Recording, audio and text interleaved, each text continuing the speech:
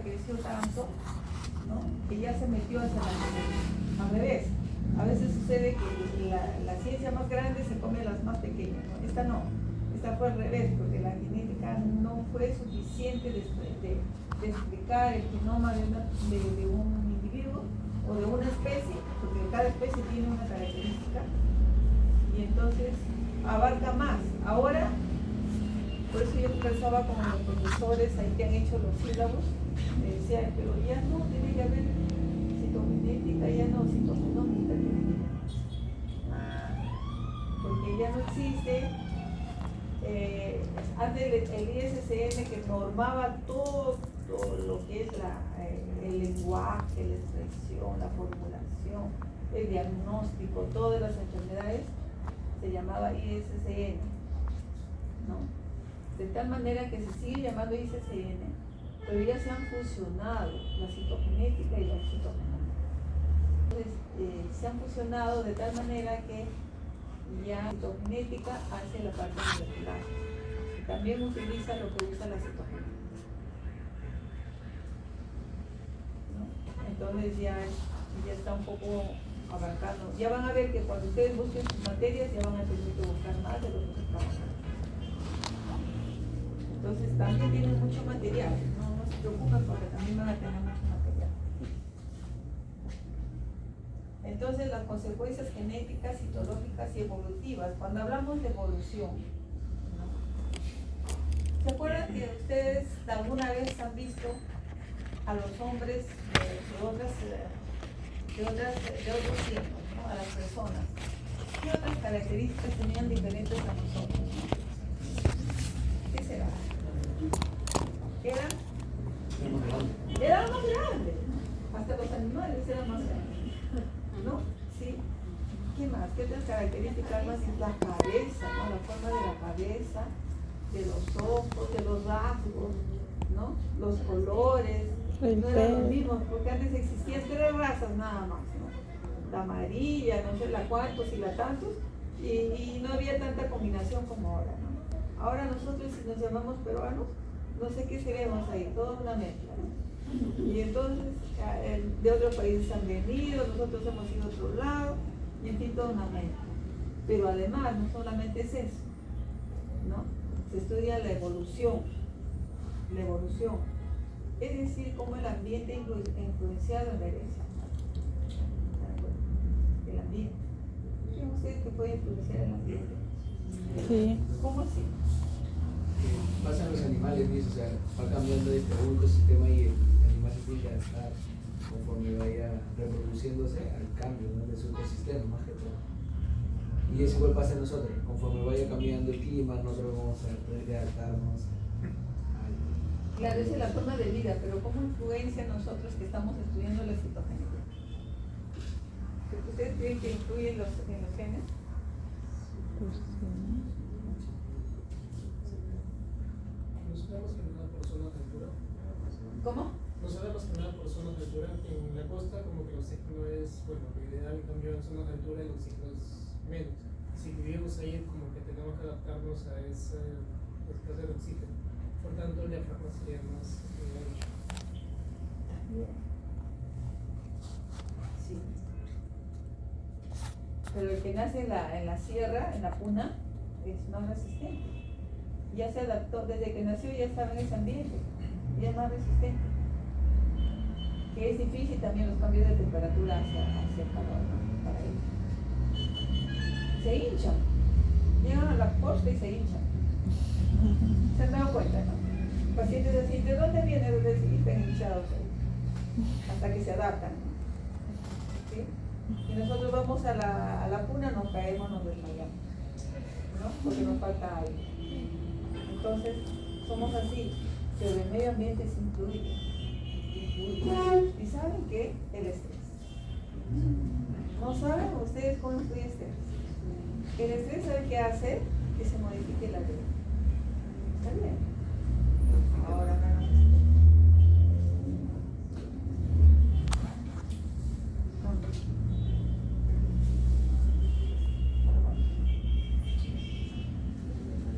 Puede silenciar genes, puede activar genes.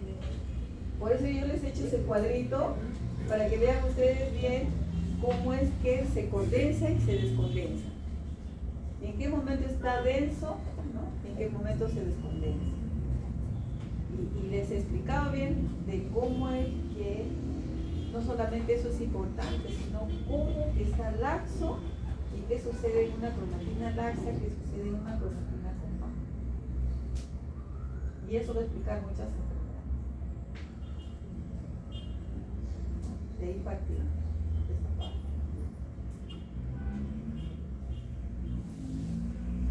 Les dejo con todas esas interrogantes. Entonces, saben que hay tantas modificaciones. ¿Se acuerdan cuando detonó la bomba de Hiroshima, Nagasaki, ¿no? Y después las ciudades que estaban cercanas, ¿qué pasaba? Tuvieron cambios genéticos, se vieron afectados por la radiación. Y también por el estrés hay epimutación. Ya van a explicarse por qué hay epimutación. Y también van a explicarse cómo ciertas enfermedades que dicen que no se curan se pueden curar. Va a depender si hay una mutación o una epimutación. No todo es malo. Hay cosas que vamos a descubrir que en realidad también son una esperanza. Son una esperanza. Bien, estimados alumnos, no sé si tienen alguna pregunta más al respecto. Entonces, miren, ¿ya se quieren ir? ¿Todavía? Ya, entonces estamos hablando de esa parte de las mutaciones. Tenemos los cambios estructurales, ¿no? ¿Cómo es que qué vamos a estudiar en los cromosomas? Vamos a estudiar si un cromosoma presenta una modificación en su estructura. Si en lugar de tener 46 cromosomas, este cromosoma tiene un cromosoma de más. ¿Cuántos cromosomas tiene? Tiene 47. ¿Qué pasó con esa persona? ¿Por qué tiene 45? ¿Qué manifestaciones clínicas tiene? ¿No? Y otra, no tiene 46, no tiene 47, no tiene 48. Tiene 47. Entonces, puede tener más.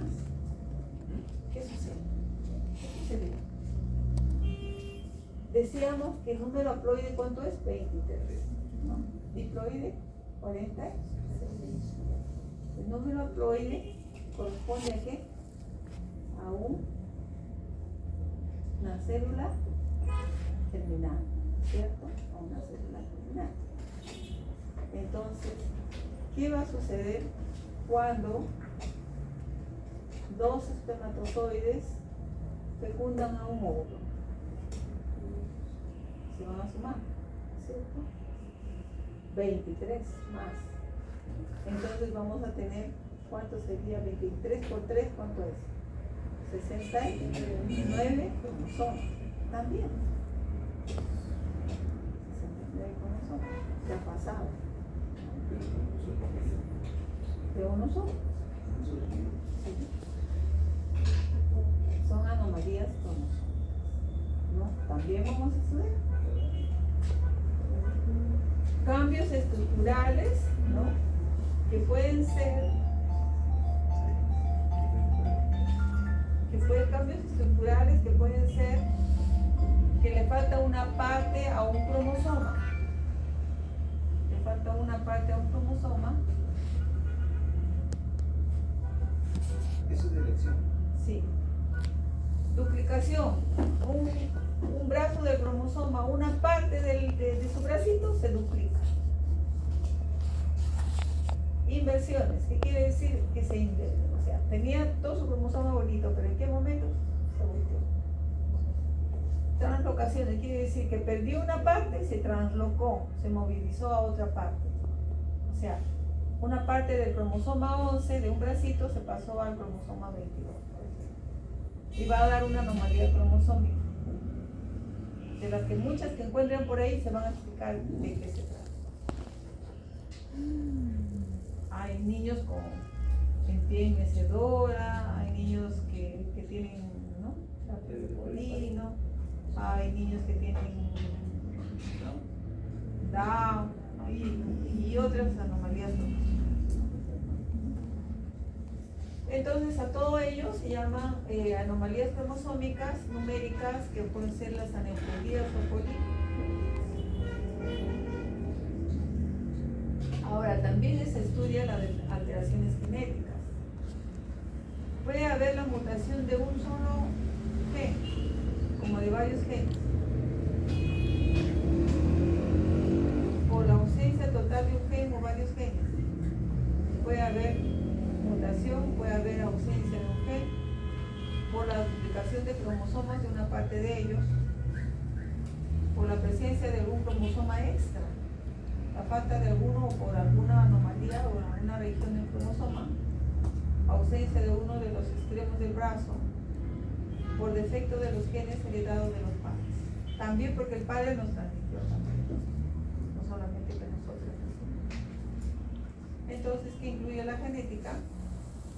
Los estudios de la herencia de las enfermedades en las familias. ¿Cómo se llama esta estructura? A ver, rapidito, si mira mucho. ¿Cómo se llama? Nucleosoma. ¿Y esta de acá?